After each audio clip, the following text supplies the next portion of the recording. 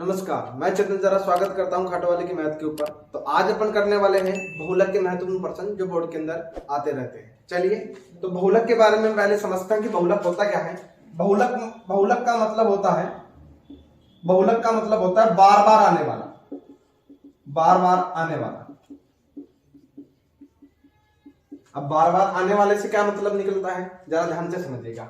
ये one liner question है, मतलब एक नंबर के अंदर भी आ जाता है, दो नंबर के अंदर भी आ जाता है। तो देखिए प्रश्न किस तरीके से बनेगा। जैसे मैंने लिखा 20, 30, 20, 50, 10, 20, 20, ये मैंने लिखा। इस वाले प्रश्न के अंदर ऑर्डर मैटर नहीं करता है। ऑर्डर मैटर आप लोगों का माध्यक के अंदर करता है या फिर उसको माध्यिका भी बोलते हैं। चलिए, इसके अंदर क्या है, आप लोगों को बताना है कि इनमें से कौन सा नंबर है जो कि बार बार आ रहा है। तो मैंने देखा इनमें जो 20 है वो ज्यादा बार आ रहा है। कितनी बार, मैं यहां लिख लेता हूं 20 कितनी बार आ रहा है, 1 2 3 4 बार आ रहा है, तो ये लीजिए 4। 30 कितनी बार आ रहा है आप लोगों का, 30 में देखता हूं एक ही बार आ रहा है। आप लोगों का 50 कितनी बार आ रहा है, 50 मैंने देखा कि 50 भी एक ही बार आ रहा है। मैंने 10 देखा, 10 कितनी बार आ रहा है, 10 भी आप लोगों का एक ही बार आ रहा है। इनको आप लोग काउंट भी कर सकते हो, 1 2 3 4 5 6 7 और 4 5 6 7, मतलब सब कुछ ठीक ठाक जमा लिया है।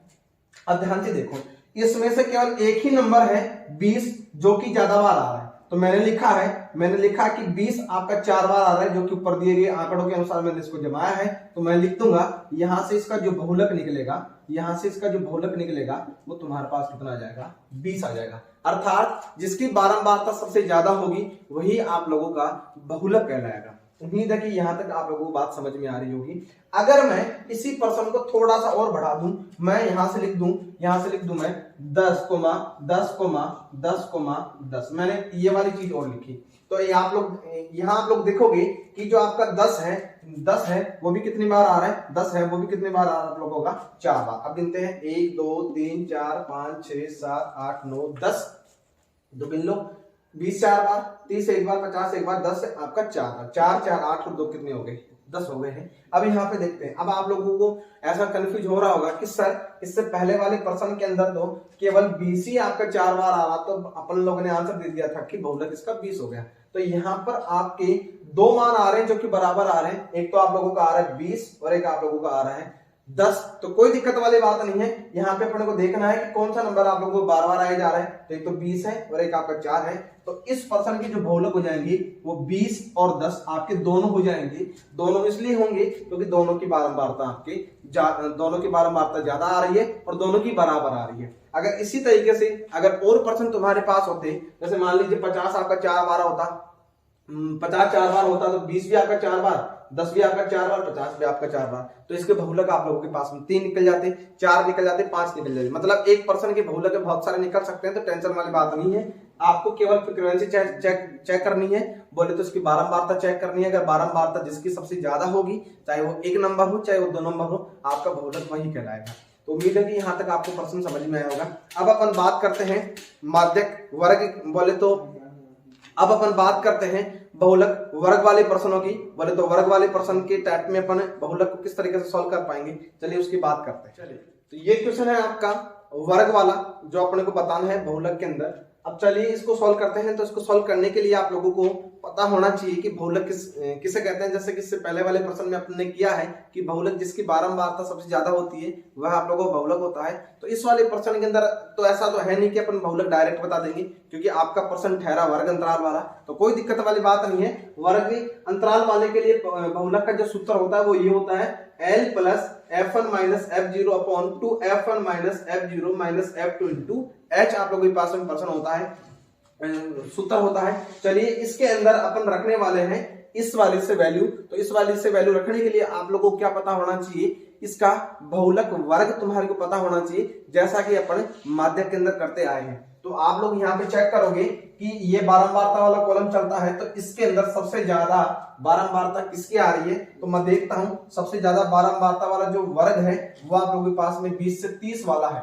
तो यहाँ पे जो आप लोगों के पास में 13 जो तुम्हारे पास है, आइए सबसे ज्यादा बारंबारता वाला वर्ग है। तो ये वाला जो आपका है बहुलक वर्ग हो जाएगा। ये आप लोगों का बन रहा है बहुलक वर्ग।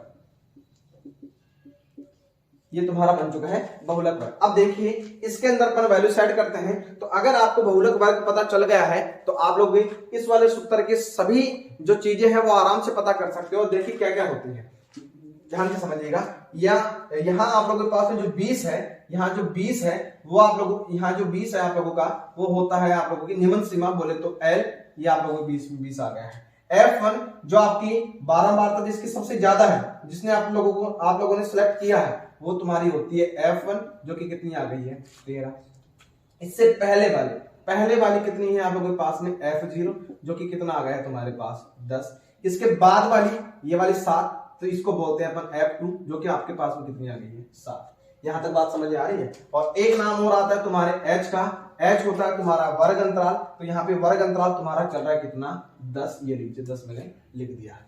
जो चीजें मुझे चाहिए थी वो मेरे पास सारी आ चुकी हैं। किस वजह से यहाँ पर मेरे को सिर्फ एक ही चीज चेक करनी है कि आप लोगों ने बारंबारता सबसे ज्यादा किसकी चुनी है, तो सबसे ज्यादा बारंबारता ये मुझे 13 दिख रही है, तो 13 आप लोगों का बहुलक वर्ग हो जाएगा। और बहुलक वर्ग होते ही मुझे सारी चीजें यहां से मिल जाएंगी। अब देखिए जैसा आप लोगों ने माध्यक के अंदर किया है, माध्यक वर्ग चुनते ही आप लोगों के पास में फॉर्मूले की सारी चीजें आ गई थी, उसी तरीके से बहुलक के अंदर बहुलक वर्ग चुनते ही आप लोगों के पास में फॉर्मूले की सारी चीजें आ जाएंगी।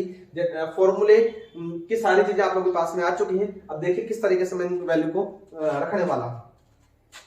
बहुलक बराबर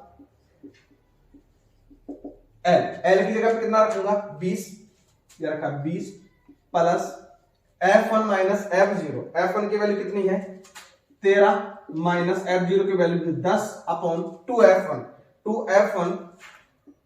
2 इंटू F1 की वैल्यू कितनी है आपके पास में 13 माइनस F0 की वैल्यू कितनी है 10 माइनस F2 की वैल्यू कितनी है, F2 की वैल्यू कितनी है 7 और इंटू में आपका 10।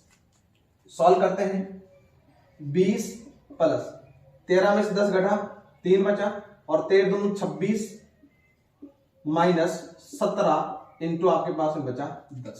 तो यहां से आया 20 प्लस 30 बटे 26 में से 17 घटा तो आप लोगों के पास में आया 9।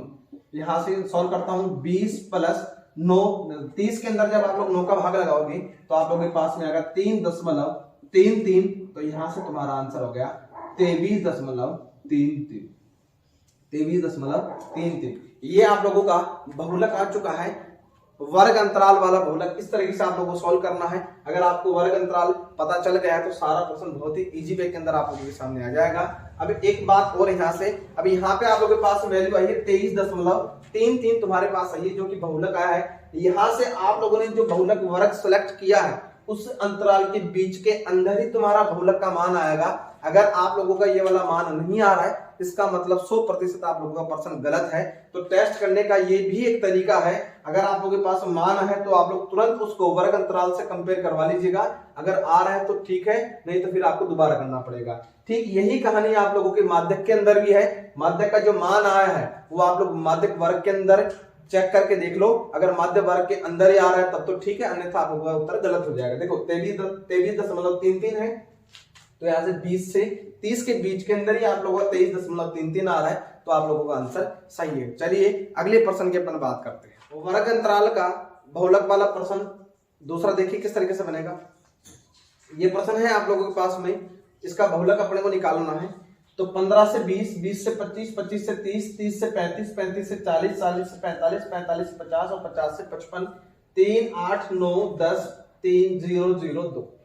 ये इसकी बारंबारताएं आपको दे रखी है। अब आपको बोला गया है कि इसका बहुलक निकालिए। तो देखिए बहुलक किस तरीके से निकालेंगे। हमारे को क्या चाहिए, बहुलक निकालने के लिए सबसे पहले हमारे को बहुलक वर्ग चाहिए। तो बहुलक वर्ग चुनने के लिए सबसे ज्यादा हम बारंबारता ढूंढ लेंगे।